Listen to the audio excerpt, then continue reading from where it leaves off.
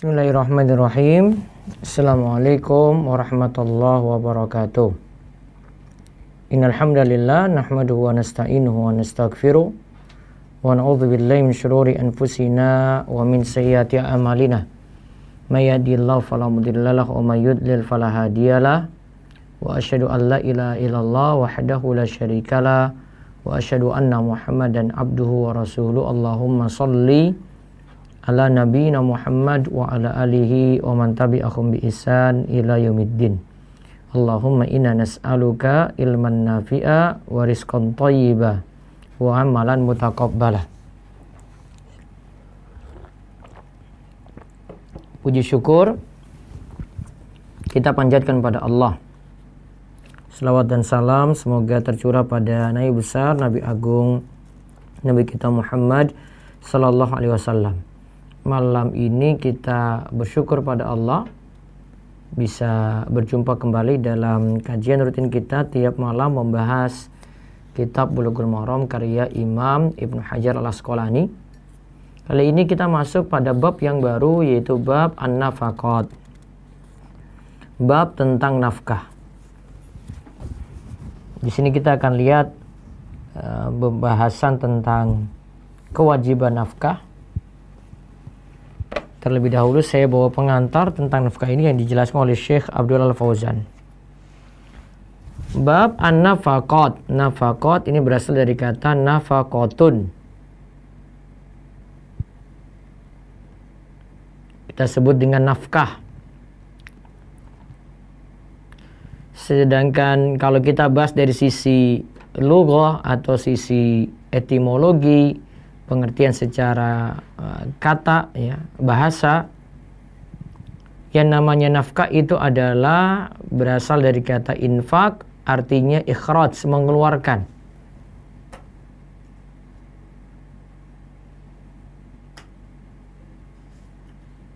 Sedangkan secara istilah yaitu ma yalzamul mar'a sarfuhu liman alaihi mu'natuhu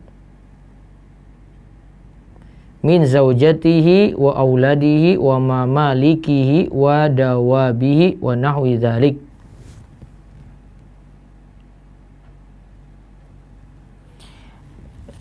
Nafkah itu penyaluran harta yang diharuskan pada seseorang, pada orang yang ia punya tanggung jawab untuk memberikan nafkah. Siapa saja yang dia punya tanggung jawab untuk memberikan nafkah di sini disebutkan dalam pengertian ini kepada istri, lalu kepada anak, lalu kepada budak yang dimiliki, dan juga termasuk hewan tunggangan.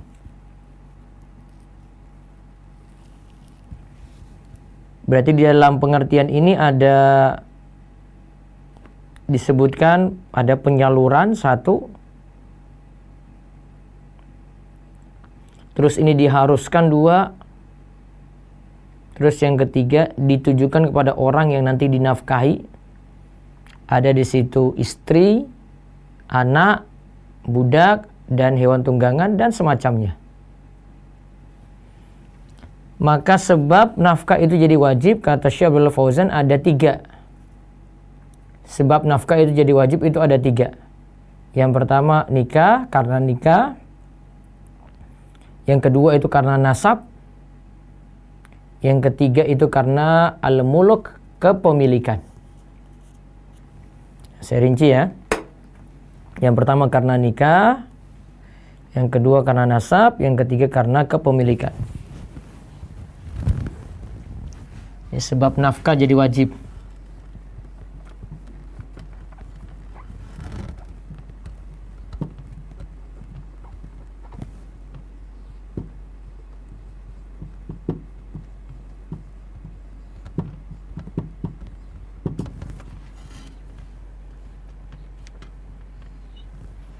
Situ ada karena nikah, berarti nanti pada istri, ya.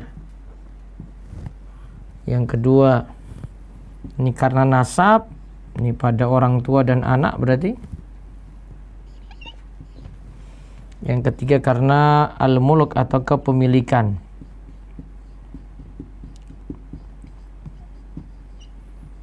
Ada budak kalau di masa silam,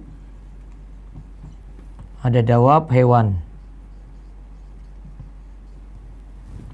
yang dia miliki, hewan tunggangan yang dia miliki.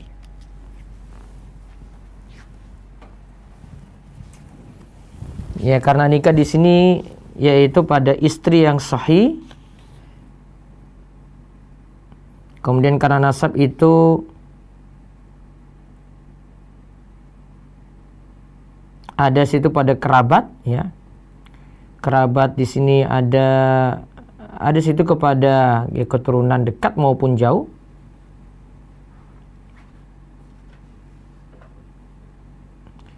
Di sini nanti jadi nafkah kerabat, berarti kalau nomor 2 itu nafkah kerabat, ya.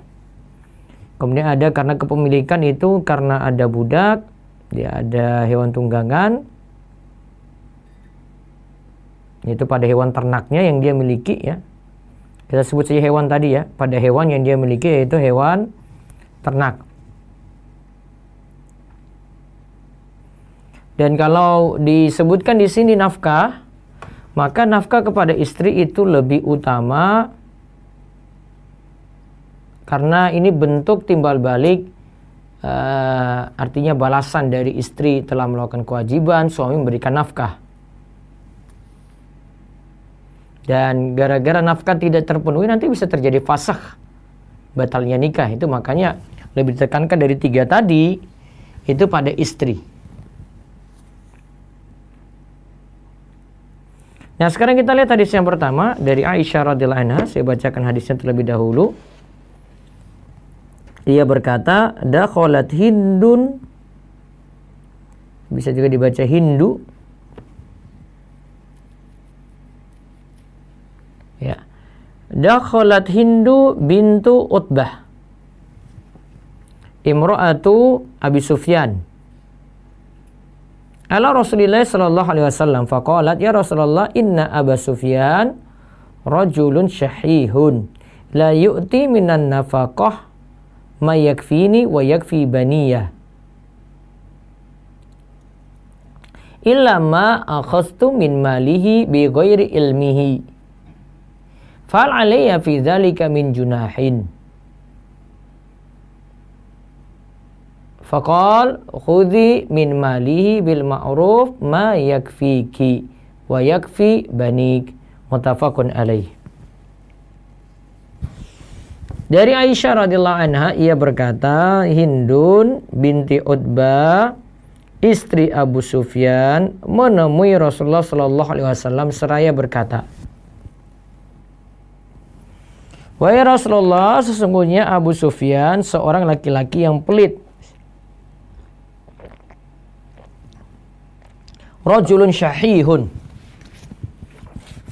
Katakan rajulun syahihun, ya, laki-laki yang pelit, bakhil.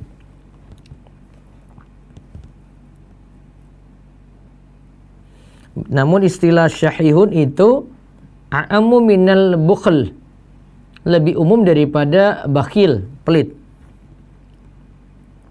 Karena syahi itu ini ada bakhil, pelit plus haris, rakus pada harta. Sedangkan kalau bakhil, pelit saja itu maksudnya dia itu binman ilmal, dia tahan-tahan hartanya. Sehingga kalau syuh itu berarti sifatnya lebih banyak karena situ ada sifat pelit dan sifat tamak pada harta. Ini sebetulnya diterangkan oleh Syekh Abdullah Fauzan. Jadi ya suaminya kalau mau disifati jelek di sini. Itu sifatnya yang syahih. La yuti minan nafaqah, dia tidak memberikan nafkah kepadaku yang mencukupiku dan juga mencukupi anakku. Ya, mesti aku lakukan adalah aku ambil dari hartanya bi ghairi ilmihi, yaitu tanpa sepengetahuan darinya, tanpa sepengetahuan dari Abu Sufyan. Kemudian dia tanya, apakah aku berdosa karena melakukan seperti itu? Ngambil harta suaminya diam-diam. Ya, ibaratnya kalau kita katakan itu ngambil uang di dompet suami diam-diam gitu. Istilah kita ya. Kemudian Rasulullah sallallahu alaihi wasallam itu mengatakan, khudhi min malihi bil ma'ruf. ma yakfiki wa yakfi banik. Ambillah dari hartanya dengan cara yang ma'ruf. Cara ma'ruf di sini maksudnya al-qadr alladzi arafa bil ada annal kifayah, yaitu kadar yang dianggap cukup secara urf ya. Menurut kebiasaannya sudah cukup di situ, nggak boleh lebih daripada itu lagi ya. Jadi cuma ngambil standar cukup saja. Khudhi min malihi bil ma'ruf, ambil yang cukup, nantinya akan mencukupimu dan juga mencukupi anak-anakmu.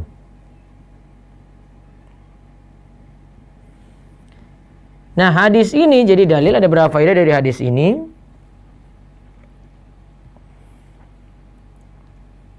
Hadis ini menunjukkan wajibnya memberi nafkah. Suami wajib memberi nafkah kepada istri. Dan juga di sini singgung anak-anak, berarti pada anaknya.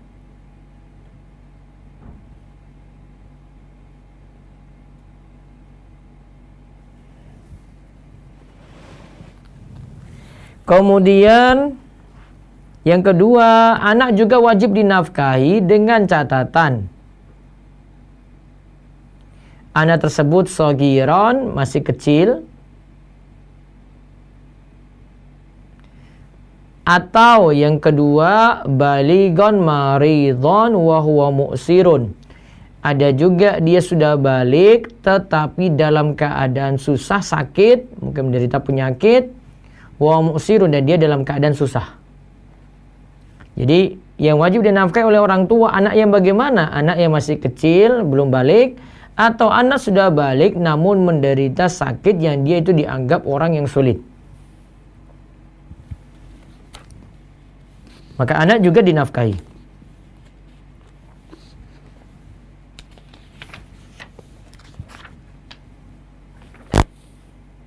Kemudian di sini juga jadi dalil bahwasanya perkataan istri di sini diterima di sini ya. Fi qabdin nafaqah. Karena istri saja, yaitu Hindun tadi yang menerangkan, dan perkataan istri yaitu Hindun di sini diambil. Maka sudah dianggap itu sebagai bukti kalau suaminya itu pelit gitu, tidak memakai saksi yang lainnya lagi.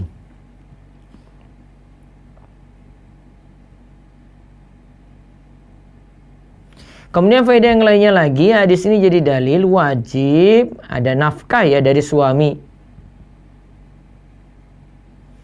Nah, jika ada suami yang tidak memberikan nafkah karena dia itu pelit lagi tamak tadi, maka akan diambil dari hartanya tanpa ia ketahui. Karena yang dikeluarkan sini seharusnya nafkah wajib.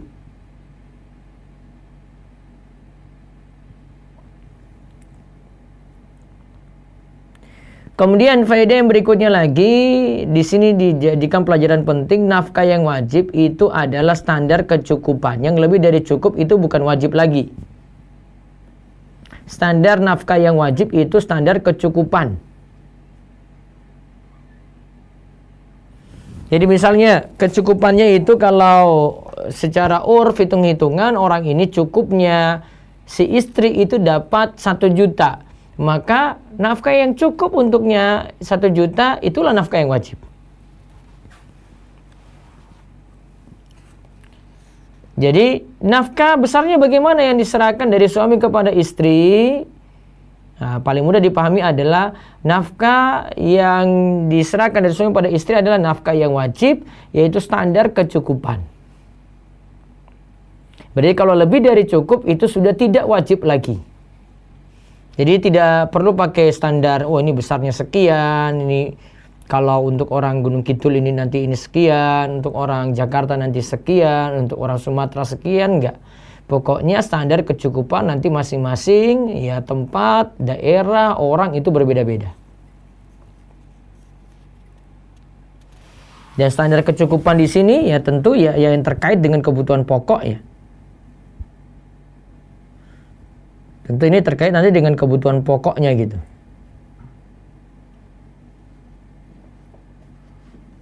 Kemudian faedah hadis yang lainnya lagi, hadis ini jadi dalil pula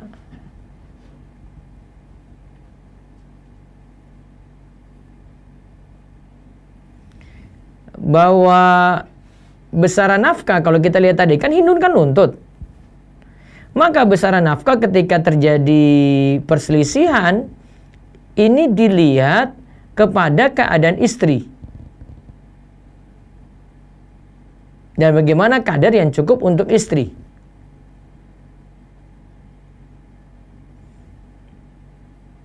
Jadi semua pakai standar istri di sini. Nah, ini menurut ulama Hanafiyah.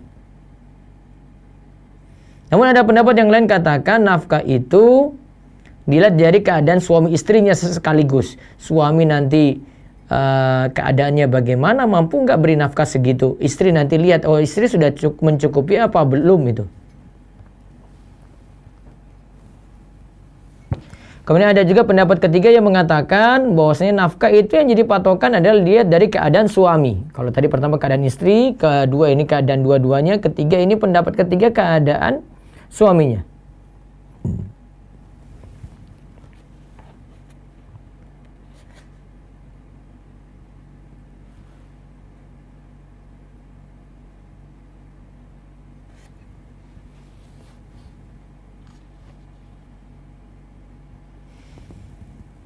Ya, kata Syekh Abdullah Fauzan yang lebih kuat dalam hal ini pendapat yang terakhir nih. Karena ayat yang mendukung hal ini ayat Al-Baqarah 236, wa matti'uhunna 'alal musi qadaruh wa 'alal muqtiri qadaruh. Bagi yang berkelapangan ya sudah kadar nafkahnya seperti itu, bagi yang miskin juga kadarnya seperti itu.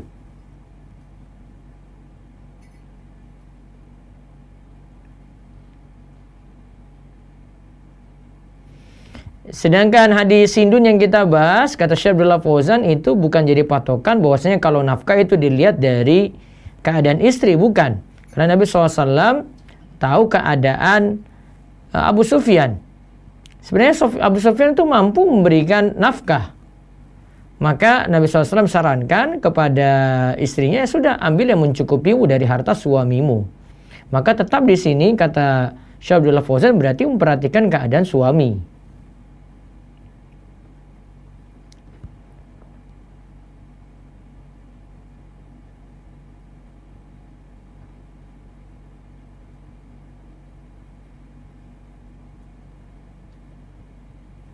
Nah, kemudian di sini juga jadi dalil jamaah sekalian, terutama ibu-ibu, tolong perhatikan baik-baik. Kalau di sini dalam hal nafkah istri masih bisa mendapatkan dari suaminya ya, dengan mengambil hartanya tadi ya, maka jangan karena alasan seperti ini ujung-ujungnya istri minta cerai. Ya, ini bukan jadi alasan untuk cerai ya, karena masih ada solusi untuk itu. Beda kalau suami memang nggak pernah kasih nafkah sama sekali gitu, padahal dia mampu untuk beri nafkah.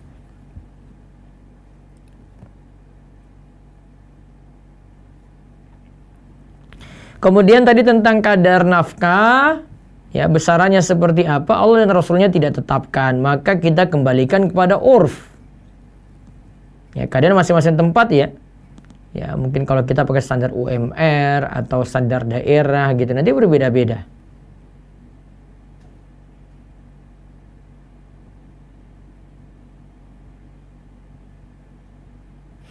Kemudian di sini kan Hindun itu mengadukan pada Nabi SAW tentang keadaan suaminya Abu Sufyan. Ini sebenarnya lagi menggibah loh ini. Ini lagi menggibah, lagi rasani. Wah, suamiku itu kayak gitu, itu pelit wahai Rasulullah. Itu ghibah itu namanya. Tapi ingat, kalau tujuannya untuk mengadu supaya ada dapat penyelesaian, maka tidak disebut ghibah yang tercela dan tidak dihukumi dosa.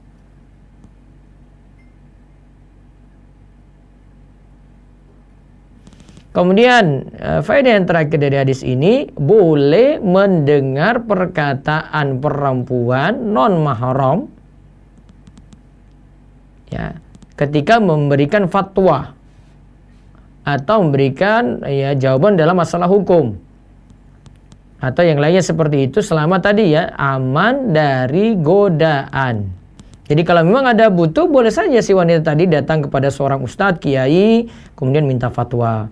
Atau seperti malam hari ini, ya ibu-ibu yang mendengarkan ya bisa telepon langsung bertanya. Atau yang lewat Zoom ya dia resen terus bertanya langsung. Nah di sini istrinya Abu Sufyan yaitu Hindun itu tanya langsung pada Rasulullah SAW, dan seperti itu tidak ada masalah. Nah sekarang hadis berikutnya lagi, hadis 1146, ini tentang keutamaan memberikan nafkah. Dari Tariq Al-Muharibi radhiyallahu anhu, ia berkata, Qadimnal Madinah fa iza Rasulullah sallallahu alaihi wasallam qa'imun 'alal minbari yaktubun nasa wa yaqul yadul mu'til ulya wabda biman ta'ul ummaka wa abaka wa ukhtaka wa akhaka summa adnaka rawahu Nasa'i wa sahahu Ibnu Hibban wa Daruqutni.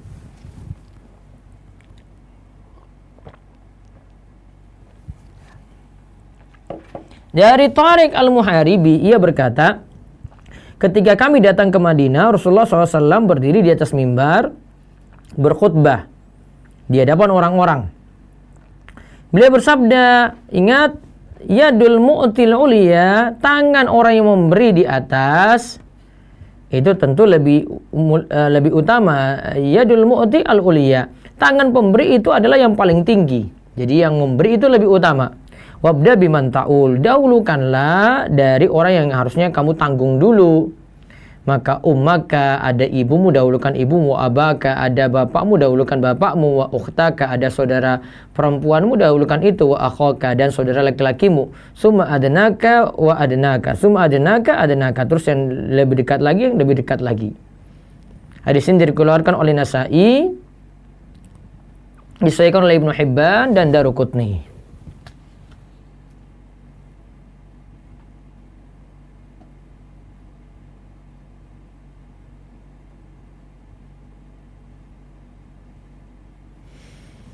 Nah, kemudian kita lihat ya, faedah dari hadis ini. Yang pertama disebut yadul mu'til uliya. Tangan orang yang memberi itu pasti di atas, sedangkan yang diberi, yang mengambil itu di bawah. Yang di atas ini tentu lebih utama daripada yang di bawah. Jadi di sini menunjukkan keutamaan infak, keutamaan bersedekah, keutamaan berinfak, keutamaan memberi.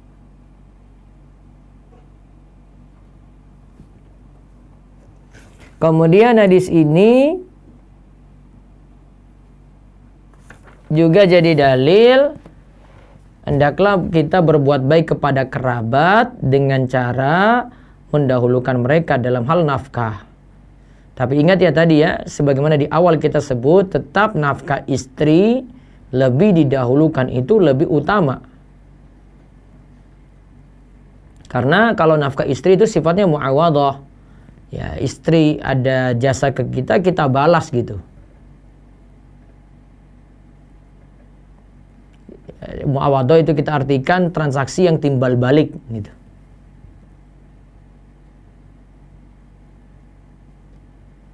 Kemudian hadis ini juga jadi dalil wajib memberikan nafkah kepada kerabat jika kita mampu dalam memberikan nafkah.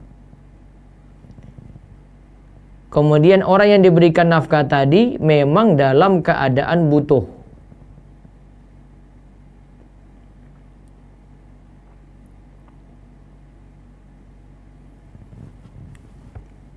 Jadi ada dua hal diperhatikannya. Dari sisi yang memberi, dia itu mampu, artinya dia punya kelebihan. Kalau nggak punya kelebihan ya sudah, dia penuhi kebutuhan dia saja, dia tidak penuhi kebutuhan kerabatnya. Namun kalau dia punya kelebihan, dia penuhi kebutuhan kerabatnya tadi.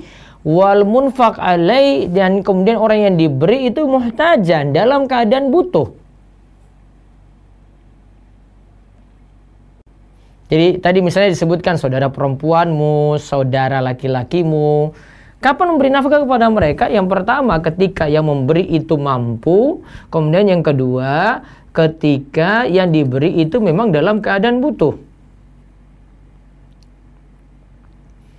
Dan kerabat di sini ada yang sifatnya itu usul, yaitu di atas, furu itu di bawah.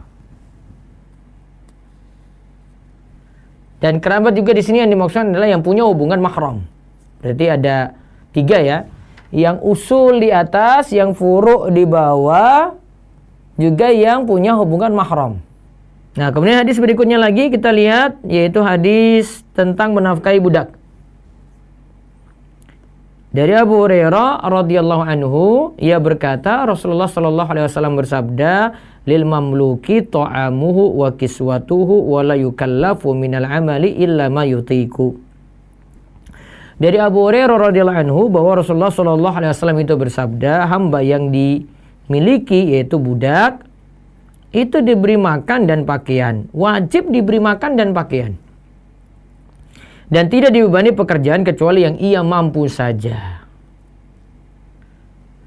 Maka di sini jadi dalil majikan itu wajib memberikan nafkah kepada budak. Tadi kalau di sini sebutkan nafkah berupa makan dan juga nafkah berupa pakaian.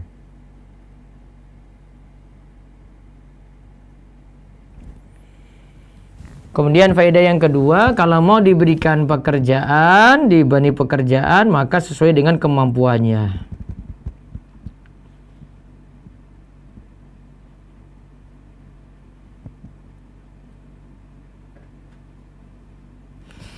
Nah, faedah yang lainnya lagi, hadis ini jadi dalil, kalau di sini kan bicarakan budak ya. Maka ada orang-orang yang satu rumah dengan kita itu jadi pembantu, jadi pelayan, jadi pekerja di dalam rumah ataupun di tempat kita, di kantor kita, maka tetap di sini jadi dalil. Nah, kita mesti berbuat baik kepada mereka. Jadi bukan pembantu itu dihina-hina, dicaci maki, bukan. Selain kalau memang ada jasa untuk mereka yang dibayar, gaji berarti ya, tetap berbuat baik kepada mereka.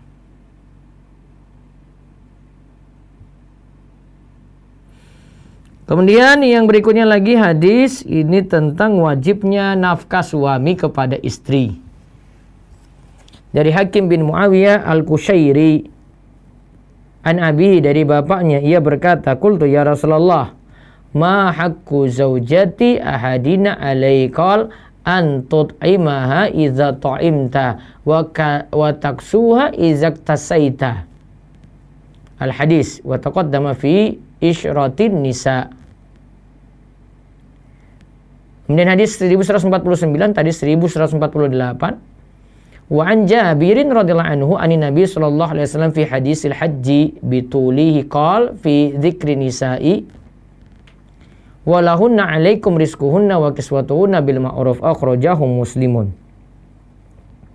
Kita lihat dari hadis Hakim bin Muawiyah al-Qushairi, dari ayahnya ia berkata, aku bertanya, wahai Rasulullah, apakah hak istri salah seorang di antara kami? Beliau menjawab, artinya kewajiban suami pada istri itu apa? Maka beliau menjawab, engkau memberinya makan jika engkau makan, dan engkau memberinya pakaian ketika engkau itu berpakaian. Hadis yang tercantum ini ada dalam bab bergaul dengan istri, sudah lewat kita bahas. Kemudian hadis Jabir bin Abdullah radhiyallahu anhu dari Nabi SAW fi hadisil hajj, tentang hadis tentang masalah haji bitulihi, hadisnya itu panjang, fi zikrin nisa, ketika menyebut tentang wanita, walahunna alaikum rizquhunna wa kiswatuhunna bil ma'ruf, engkau wajib memberi rizki dan pakaian yang baik. Hadis ini diriwayatkan oleh Imam Muslim. Maka hadis ini jadi dalil wajibnya nafkah suami pada istri. Tadi di sini disebutkan nafkah berupa pakaian, berupa makanan. Ingat ya, hukumnya wajib.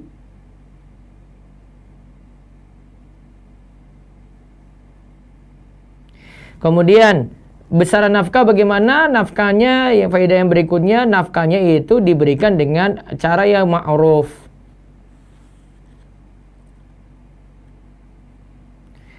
Pokoknya di sini sesuai dengan kebiasaan.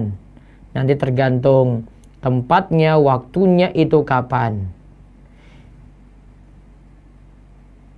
Tentu saja kebiasaan di sini min ghairi taktirin wala tabdzirin, ya tidak terlalu sedikit banget dan juga tidak terlalu boros banget. Tadi seperti kita sebut ya, nafkahnya itu besarnya sesuai dengan kecukupan. Nah, kemudian hadis terakhir untuk malam ini, nanti setelah ini bisa tanya jawab dan dari sekarang bisa resen atau menuliskan komentar Anda di kolom komentar di medsos, juga bisa di YouTube, Instagram maupun Facebook. Nah, kita lihat hadis ini tentang dosanya seseorang yang ketika dia punya kewajiban beri nafkah pada istri namun dia tidak beri nafkah, maka dia dikatakan berdosa. Kita lihat hadis dari Abdullah bin Amr radhiyallahu anhuma. Ia berkata bahwa Rasulullah sallallahu alaihi wasallam itu bersabda, "Kafa bil mar'i isman ayyudayyi'a may yakud." Rawahu Nasa'i wa huwa inda Muslimin bi lafzi ayyahbisa amman yamliku qutahu. Dari Abdullah bin Amr, ini bukan bin Umar ya, bin Amr radhiyallahu anhuma, Rasulullah SAW itu katakan, cukup berdosa orang yang membiarkan atau menelantarkan orang yang wajib ia beri makan. Maka cukup seorang itu dikatakan berdosa jika dia tidak memberikan nafkah kepada orang yang menjadi tanggungannya. Dalam riwayat Muslim itu disebutkan dengan lafaz, ia tahan-tahan memberi makan terhadap orang yang ia miliki. Maka hadis ini jadi dalil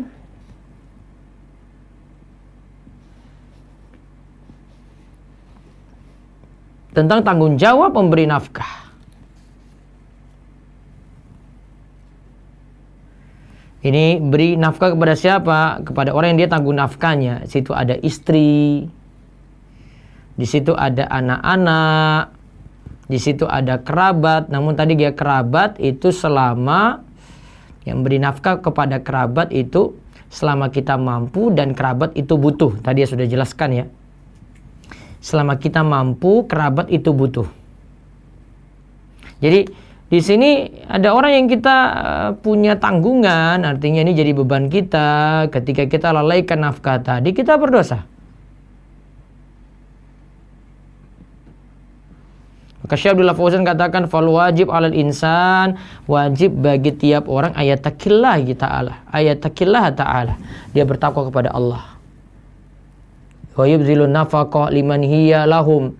Hendaklah dia memberikan nafkah kepada orang-orang yang jadi tanggungannya, atau pokoknya pada siapa sih yang jadi tanggungannya. Situ bisa jadi ya manusia, bisa jadi juga hewan. Tidak boleh dia itu taksir, malas-malasan untuk nafkahi tadi, au yazlim, dia itu zalimi, nggak boleh. Atau dia itu beri kemudian tanpa cara yang benar. Yang ada harusnya, kata Syekh Abdullah Fauzan, wa alai ayyabda'a bimayyaul.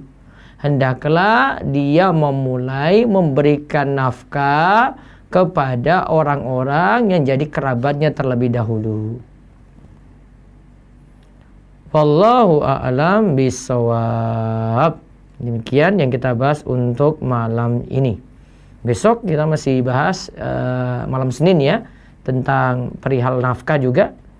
Dan nanti kami akan bahas untuk malam Minggu besok, malam Ahad ya, dengan tema khusus ya untuk Sat Night untuk para remaja.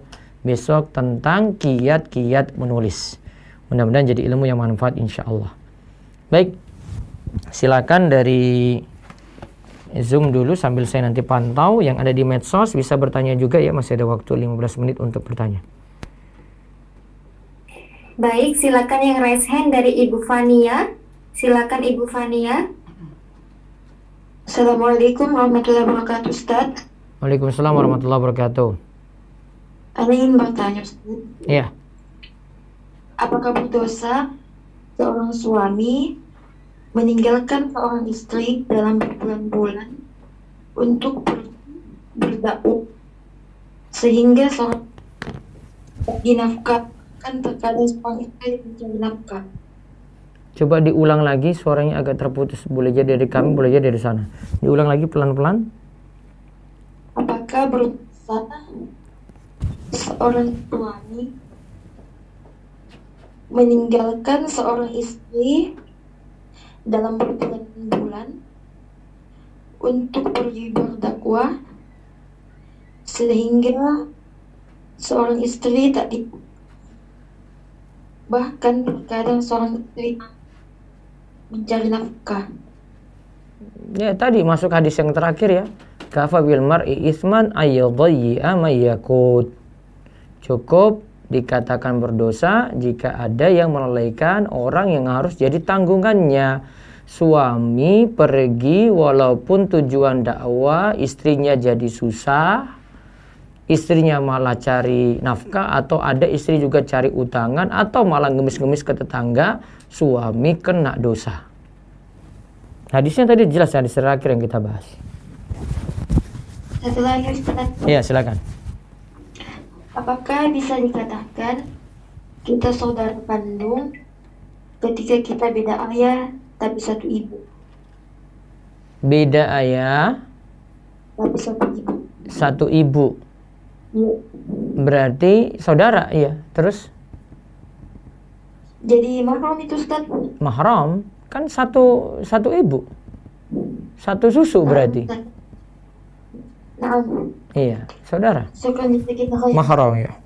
Wayakum. perlu Wayakum. Baik, silakan yang berikutnya lagi lewat resen. Silakan Ukti Faiza. Ukti Faiza silakan. Assalamualaikum warahmatullahi wabarakatuh, Ustaz. Waalaikumsalam warahmatullahi wabarakatuh. Silakan. Izin kakak, jika seorang ayah dan suami, tetapi dia lepas dari tanggung jawabnya, yaitu tidak memberikan nafkah, apakah si seorang ayah ini apakah masih wajib sebagai wali nikah untuk anaknya? Ayah tidak beri nafkah, Nah, terus dia ingin jadi wali nikah. Taib. Secara hukum kalau dijadikan wali nikah pun sah. Apalagi kalau sudah ditunjuk oleh kantor urusan agama. Iya, masalah dia tidak beri nafkah dosa dia sendiri. Tapi ketika dia ditunjuk jadi wali nikah karena dia itu ayah memang, maka sah untuk dia untuk jadi wali. Pertanyaan kedua. Ya. Soal harta warisan, ini harta ini milik orang tua, akan tetapi diatasnamakan ke anak. Lantas nanti pembagian harta tersebut seperti apa ya? Seperti tepatnya, Ustaz. Itu harta milik siapa, terus nanti mau dibagi waris maksudnya? Nah, harta milik orang tua, tetapi orang tua ini masih ada karena suatu hal administrasi, jadi orang tua saya tidak bisa menamakan, jadi jatuhnya ke anak, atas nama anak. Maka harta itu tetap kalau secara, saya tidak bahas secara hukumnya ya, dari sisi aturan negara ya. Bisa jadi kalau aturan negara ya itu milik anak tadi, tapi kalau itu dari orang tuanya dan dia belum menganggap itu untuk anaknya, cuma di atas namakan saja. Misalnya motor ada 3 gitu, 1 motor itu di atas namakan orang tua, 2 motor nanti untuk 2 anaknya gitu. Tapi tetap orang tua itu miliki, cuma karena dia mau mengurangi pajak untuk 3 motor tadi, maka tetap dianggap itu harta milik orang tua. Akan tetapi ini harta dari kedua orang tua, jadi Umi Ana bilang untuk Ana, tapi Ana bukan bukan memberikan, tapi cuma Umi Ana yang bilang berikan ke Ana. Kalau sudah ada kalimat diberikan, berarti memang sudah diberi. Tapi harta ini milik kedua orang tua saya, tapi yang hanya bilang ke Ana itu hanya Umi Ana.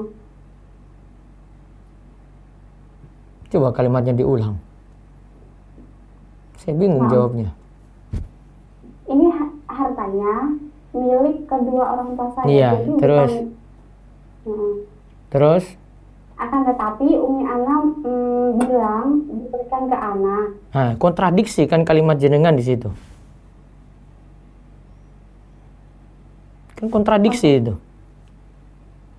Coba rangkai kalimatnya lagi.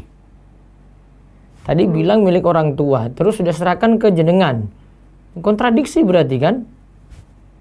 Iya, akan tetapi ini harta milik kedua orang tua saya. Milik kedua orang tua, tapi yang memberikan itu Umi Ana. memberikan sudah jadi milik apa belum? Nah, sudah. Akan tetapi harta ini milik kedua orang tua Ana. Makanya saya nggak bisa jawab karena kalimatnya kontradiksi. Ada kalimat tetapi di situ, itu sudah kalimat kontradiksi itu antara awal dan yang kedua gitu. Iya kan? Nah, jadi saya belum bisa jawab karena kontradiksi kalimatnya. Tadi bilang milik orang tua tetapi sudah diserahkan kepada anak gitu. Apa maksudnya kalimatnya?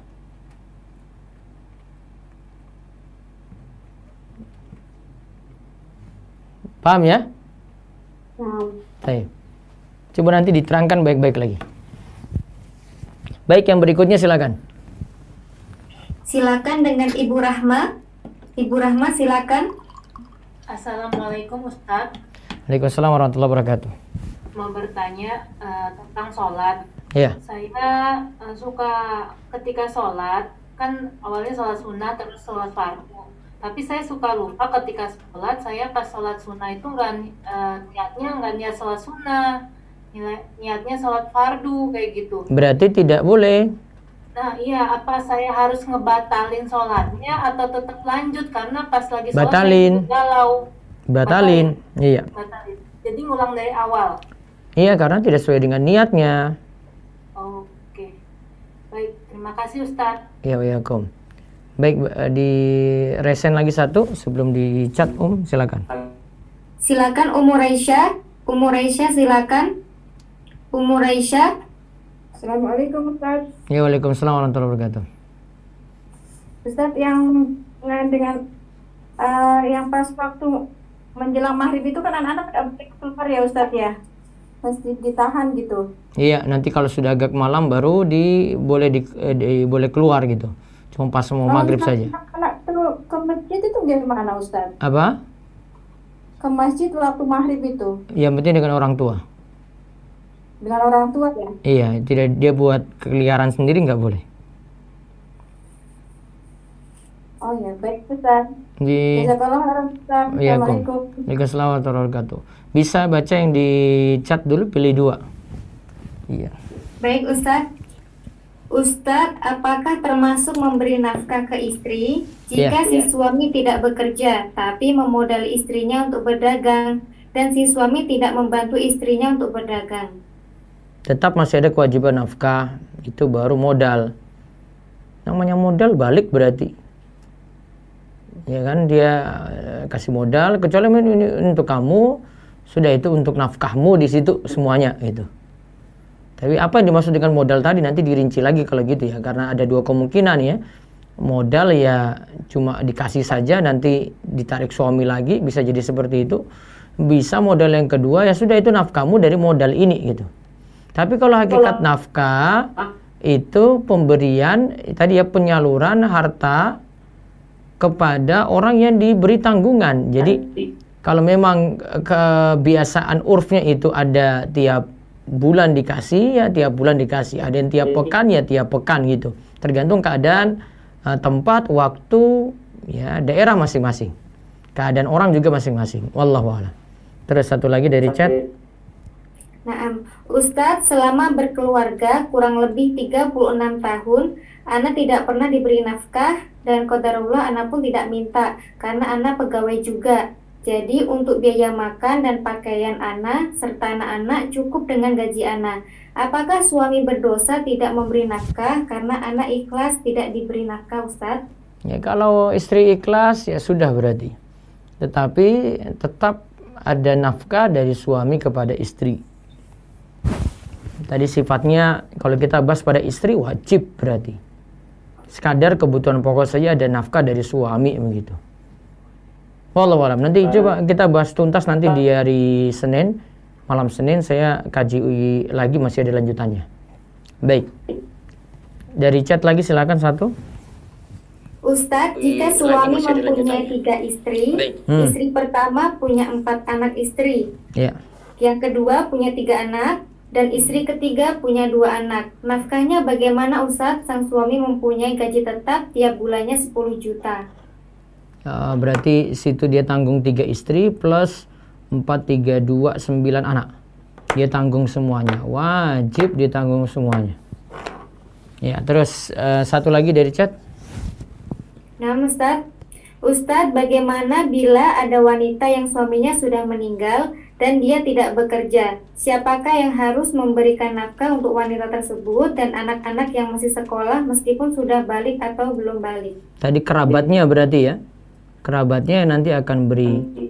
Kalau tidak ada dari suami, karena suami sudah meninggal dan tidak ada waris lagi, tidak ada penghasilan lagi, istri juga tidak bekerja, maka nanti ditanggung oleh kerabatnya. Baik, saya baca dulu yang di YouTube. Saya sangat kesal karena mau daftar ta'aruf tapi hanya dibaca saja, nyaris tidak pernah dibalas. Yang pesannya itu 1000, maka 1000 orang yang kesel. Kalau mau lanjut ya silahkan. Ingat ya, yang kerja bukan kerja sih, saya tidak sebut kerja, yang layani itu ibu rumah tangga, mereka di rumah mau luangkan waktu. Sudah syukur-syukur sudah luangkan, maka tidak usah emosi, tidak usah kesel seperti ini. Anda tidak mau ikut pun tidak ada rugi bagi Biro Jodoh Rumah Iso. Ya, Anda yang mau kesel Anda sendiri gitu. Ya, pahala Anda juga jadi sia-sia karena tidak mau sabar untuk itu. Dan ini yang melayani itu pakai tangan, bukan pakai mesin. Ya, Anda anak milenial terlalu termanjakan dengan teknologi, apa-apa mau minta cepat gitu. Kalau nggak mau lewat Biro Jodoh Rumah Iso, kita juga nggak maksa. Mau sabar, tunggu nanti ada jawaban. 1000 pesan jawab pakai jempol, Mas. Yang nanya ini Mbak ini ya. Ini Mbak ini jawab pakai jempol loh ini. Kalau pakai mesin, pakai bot otomatis mungkin enak gitu ya. Ini jawab pakai jempol, jawab pakai 1000. Coba jadikan dari posisi orang yang layani seperti itu, di samping dia ibu rumah tangga juga loh ini. Maka banyak-banyak sabar. Apalagi jodoh. Jadi kan awal saja cari jodoh sudah nggak sabar, apalagi nanti mau menikah nanti ya. Wallahu a'lam.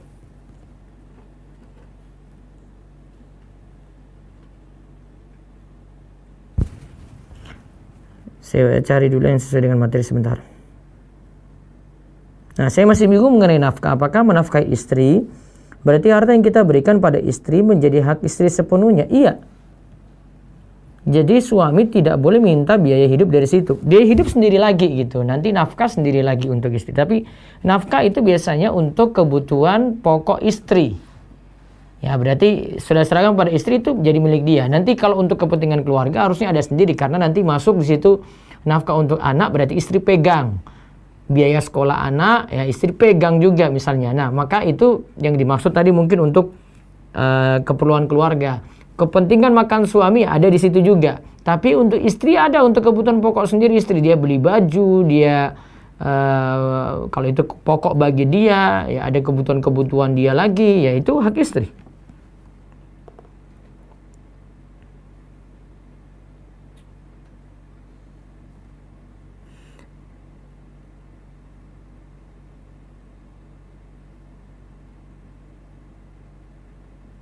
Apakah merawat kendaraan bermotor menjadi wajib atau masuk kategori nafkah? Iya, kalau itu dipakai, dimiliki, iya, maka termasuk.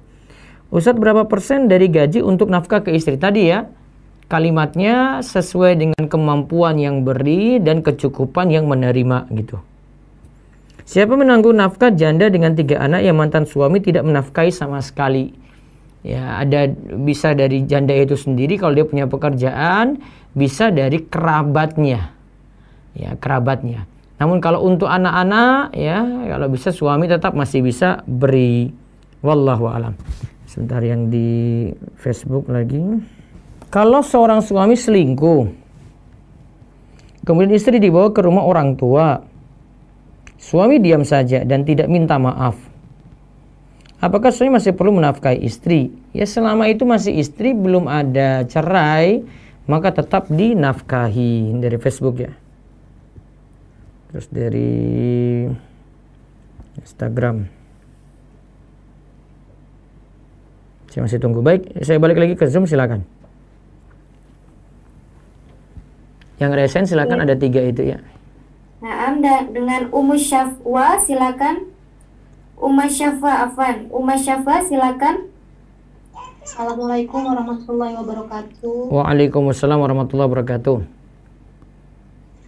Apa Ustaz izin bertanya, jika Ya. ada seorang istri yang sedang hamil 7 bulan, ingin bercerai dengan suaminya, dan selama niatnya itu belum terlaksana, beliau tidak mau melayani suaminya di rumah. Sudah ada kata talak apa belum? Belum ada Ustaz. Maka tetap masih suami istri, nggak boleh. Jika hubungan itu tidak dilayani karena si istri itu kesal, tidak dinafkahi, dan karena suami juga melakukan syirik, gimana Ustaz? Apa berdosa istri? Apa tidak dinafkahi lahiriah, artinya nafkah harta, tidak? Ya, maksudnya makan gitu, maksudnya nggak ngasih makan dengan anak istrinya gitu. Kurang tanggung jawab lah Ustaz. Suaminya berusaha dalam hal itu, tapi kalau dari sisi tanggung jawab, suaminya dosa. Tapi kalau dari sisi itu masih status istri, maka masih tetap sebagai istri, punya kewajiban untuk itu. Jadi salah ya Ustaz ya kalau tidak mau melayani kemauan suami. Ya, bisa diperbaiki dengan layani suami dulu. Mudah-mudahan setelah itu yang lainnya urusannya jadi teratasi. Mungkin ada masalah dalam masalah hubungan tadi. Boleh satu lagi Ustaz? Iya, silakan.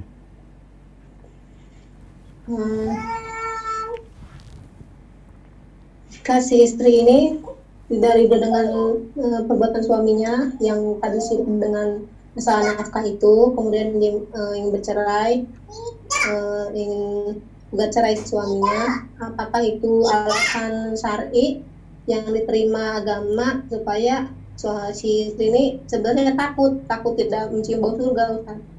Kalau ada alasan yang benar seperti nafkah, boleh untuk gugat seperti itu. Kalau syirik, misalkan suka jimat-jimat atau ke kiai-kiai yang... Nah, itu juga bisa jadi alasan. Boleh ya Ustaz ya? Iya, bisa jadi alasan. Tapi selama belum ada ketuk pengadilan, si istri kan sudah gugat cerai nih pengadilan, tapi belum ada ketuk palu atau sidang, itu masih wajib wajib dinafkahi, dan istri juga masih lakukan kewajiban sebagai istri. Oke Ustaz, syukron. Jazakallah khair Ustaz. Waalaikumsalam. Baik, dari resen dirampungkan, silakan. Silakan dengan nama Fulana Riau. Fulana Riau silakan. Fulana Riau. Bismillah, Assalamualaikum Ustaz. Waalaikumsalam warahmatullahi wabarakatuh. Afwan Ustaz, izin bertanya di luar tema tentang darah istihadah. Kalau darah istihadah itu kan tergantung kebiasaan. Kalau misalnya halangan cuma dalam seminggu, terus lebih dari seminggu itu udah dihitung darah istihadah. Nah, itu kan sudah punya siklus tetap apa belum? Tetapnya kayak mana Ustaz? Kalau misalnya siklus tetap itu kalau sudah berulang 3 kali. Jadi misalnya 7 hari, nanti bulan berikutnya 7 hari lagi, bulan berikutnya 7 hari lagi. Berarti kalau sudah berulang seperti itu terus dianggap ya haidnya 7 hari terus. Oh gitu. Kalau tidak punya ketetapan yang kayak begini, siklus tetap, berarti tidak pakai patokan siklus itu lagi, tetapi adanya darah maka tidak sholat, kemudian darah berhenti kembali lagi sholat gitu. Biasanya Ustaz kisaran 5 atau 6 hari sih Ustaz, cuma nggak pernah lebih dari 7 hari. Ya, berarti sudah punya siklus tetap. Iya, berarti tidak ikut KB ya, tidak ikut program KB. Enggak, berarti ya pakai patokan siklus tetap tadi. Ya, terus? Berarti kalau udah itu lebih dari 7 hari, berarti udah dihitung darah istihadah ya Ustaz. Dan itu sudah yakin keluar dari siklus tetap, maka darah istihadah. Ciri darahnya itu lebih terang ya Ustaz. Ciri-ciri darahnya merah, tidak hitam lagi seperti darah haid. Kalau darahnya masih hitam Ustaz? Lebih hati-hatinya itu dianggap haid. Walaupun udah lebih dari kebiasaan. Mungkin siklus ibu terganggu. Oh gitu. Berarti tetap nggak boleh sholat ya Ustaz? Iya. Oh. Kalau seandainya memang itu darah istihadah, boleh dibawa sholat setiap kali hendak sholat berwudu atau lebih ahsan mandi. Nah kalau lebih bagus wudu saja, tidak mandi. Mandi biasanya pakai istilah jamak suri, namun tidak kuat dalam hal ini dan terlalu mempersulit wanita ya. Nanti dia sehari itu mandi 3 kali, mandi untuk zuhur asar, terus maghrib isya, terus mandi untuk subuh lagi. Oh iya. Kalau masalah urusan jima itu Ustaz bagaimana? Ya terserah suami mau tega enggak darah istihadah dijimai. Oh gitu, siap. Nah Ustaz, jazakallah khairan Ustaz. Assalamualaikum warahmatullahi wabarakatuh. Waalaikumsalam warahmatullahi wabarakatuh. Satu lagi silakan. Silakan dengan nama Ahwat. Ya. Assalamualaikum warahmatullahi wabarakatuh Ustaz. Waalaikumsalam warahmatullahi wabarakatuh. Silakan. Ya mau bertanya Ustaz, di luar dari tema, sampai batas usia berapa bayi dihitan? Sampai sebelum balik. Oh, sampai sebelum balik. Iya. Laki-laki ya, untuk laki-laki. Iya, ya. laki-laki dan perempuan. Perempuan tidak perlu. Perempuan tidak perlu dihitan? Tidak perlu. Oh ya, syukran Ustaz. Iya. Baik, di sini saya baca satu dari Instagram dulu. Boleh tidak saat mau nikah ada permintaan untuk tetap bekerja untuk bantu ibu karena ibu seorang janda dan punya adik yang masih sekolah. Mungkin sarannya tidak bekerja, tapi nanti nafkah dari suami minta lagi ada kelebihan untuk membantu ibu yang dalam keadaan janda tadi. Wallahu a'lam bishawab. Insyaallah besok malam kita bahas tentang kiat agar bisa menulis yang baik ya. Terutama berbagi pengalaman untuk menulis buku ya, nanti kita akan bahas besok malam dalam bentuk talk show insyaallah. Sedangkan besok pagi kita bahas kitab Syarh Sunnah karya Imam Al-Muzani Asy-Syafi'i rahimahullah jam 5:15 sampai jam 6:15. Begitu juga Riyadh sama ya. Karena masih PSBB saya belum buka majelis. Jadi saya isi dulu dengan menghatamkan kitab Syarh Sunnah. Video saya sudah ada 58 video kalau tidak salah di channel Rumeso TV, bisa cari di playlist Syarh Sunnah karya Imam Al-Muzani Asy-Syafi'i. Demikian kita cukupkan, tutup dengan doa kafaratul majlis. Subhanakallahumma bihamdika asyhadu an la ilaha illa anta astaghfiruka wa atubu ilaik. Assalamualaikum warahmatullahi wabarakatuh.